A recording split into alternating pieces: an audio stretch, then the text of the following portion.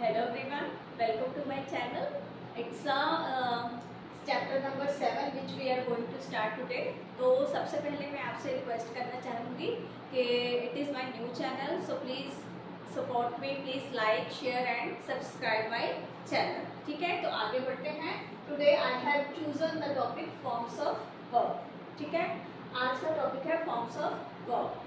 तो सबसे पहले मैं आपको ये बताना चाहती हूँ कि it is a very common, easy but the most important topic in English. ठीक है, अगर हमें इन फॉर्म्स ऑफ वर्ब्स की नॉलेज नहीं है तो it is not possible for anybody to learn English language. ठीक है, whenever a child goes to first और सेकंड स्टैंडर्ड तब से ही बच्चे के सिलेबस में फॉर्म्स ऑफ वर्ब ऐड करती जाती है. Why? Because from the very beginning, from the very basic level, it is very important to learn these forms of verb. ठीक है, हमें इन forms of verb की नॉलेज होना बहुत ही ज़रूरी है. ठीक है, क्योंकि जो पूरी इंग्लिश ग्रामर है वो totally in forms of verb के ऊपर डिपेंड करती है. ठीक है, तो चलिए अब हम आगे प्रोसीड करते हैं. तो how many forms of verbs are there? First of all, first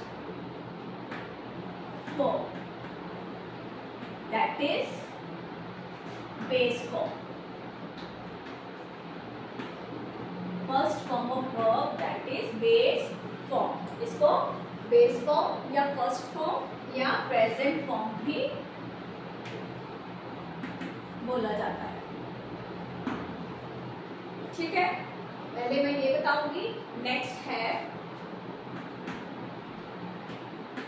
past form. Clear? Then past participle. Clear? Then present participle means ing form. ठीक है, पहले हमें ये पता होना चाहिए. ठीक है, फर्स्ट है बेस फॉर्म जिसको फर्स्ट फॉर्म या प्रेजेंट फॉर्म बोला जाता है. That is then number 2 past form जिसको सेकंड फॉर्म ऑफ वर्ब. ठीक है, और then past participle means third form of verb. That then number 4th one is present participle जिसके साथ हम आईएनजी फॉर्म लगाते हैं. ठीक है, तो आगे बढ़ते हैं. कैसे हमें पता चलेगा? मान लो मैंने वर्ड लिया है नंबर 1 एड. ठीक है, इसकी सेकंड फॉर्म या पास्ट फॉर्म में इसको हम क्या लिखेंगे? एडेड. थर्ड फॉर्म में भी इसको क्या लिखेंगे? एडेड. जब हम इसको आईएनजी फॉर्म मतलब प्रेजेंट पार्टिसिपल फॉर्म में लिखेंगे तब हम इसके साथ क्या लगा देंगे? आईएनजी.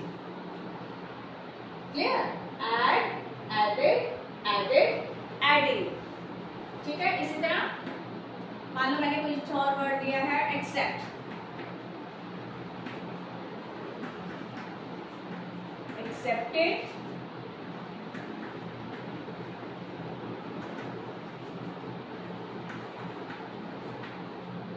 Then accepted. ठीक है, यहां तक आपको क्लियर हो गया?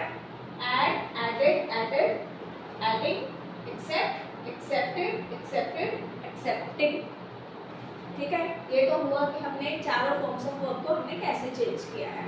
अब हमें ये देखना है कि where these forms of verbs are used. All of these forms of verbs are used in tenses as well as voice, passive voice.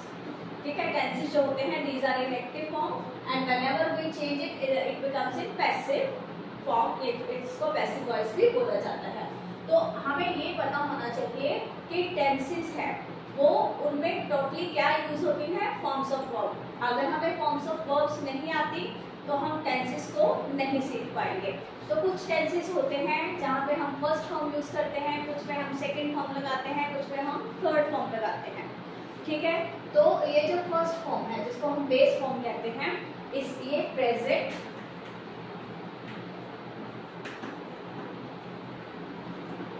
indefinite, यहाँ पे यूज होती है, ठीक है। ये जो सेकंड फॉर्म है, डिटेल में हम नेक्स्ट मैं वीडियो बनाऊंगी, उसमें आपको बताऊंगी, अभी मैं शॉर्ट फॉर्म में आपको बता रही हूँ। ये जो पास्ट फॉर्म है, सेकंड फॉर्म है, ठीक है, it is used only and only in affirmative sentence of past indefinite tense, ठीक है।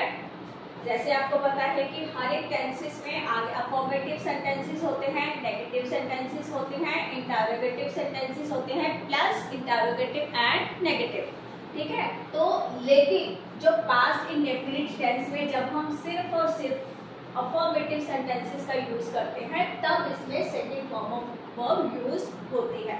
अदरवाइज और कोई भी ऐसा टेंस नहीं है जहां पे हम second form of verb use करते हैं, ठीक है। तो ये तो मैंने अभी बताया कि कैसे हम इन फॉर्म्स ऑफ वर्ब्स का अलग अलग टेंसेस में यूज करते हैं। इसी तरह पास्ट पार्टिसिपल है थर्ड फॉर्म, ठीक है। तो ये तो हुआ कि फॉर्म्स ऑफ वर्ब कैसी होती है, कौन कौन सी होती हैं और इनको यूज कैसे किया जाता है, किस टेंस में किस फॉर्म ऑफ वर्ब का यूज किया जाता है, और बाकी आईएनजी अभी मैंने आपको डिटेल में नहीं बताया, ठीक है। नेक्स्ट वीडियो में बनाऊंगी, उसमें आपको नेक्स्ट बताऊंगी और इसमें ये भी बताऊंगी कि रेगुलर वर्ब्स और इररेगुलर वर्ब्स क्या होते हैं, ठीक है। इस टॉपिक के ऊपर मैं एक अलग से वीडियो और बनाऊंगी। तो अभी तक आज की वीडियो में मैं आपको इतना ही बताऊंगी फॉर्म्स ऑफ वर्ब, एंड आप लोग ये नोटिस कर लो, मतलब इसको माइंड में रखो कि ये फॉर्म्स ऑफ वर्ब की नॉलेज होना सबके लिए बेहद जरूरी है। If you are interested to learn English language, ठीक है, तो आपको इन फॉर्म्स ऑफ वर्ब्स की नॉलेज होना बहुत जरूरी है। तो नेक्स्ट वीडियो में मैं आपसे मिलूंगी एक नए टॉपिक के साथ। उम्मीद करूंगी कि आपको ये मेरा वीडियो पसंद आया होगा। अगर आपको अच्छा लगा है तो please subscribe my channel. Thank you.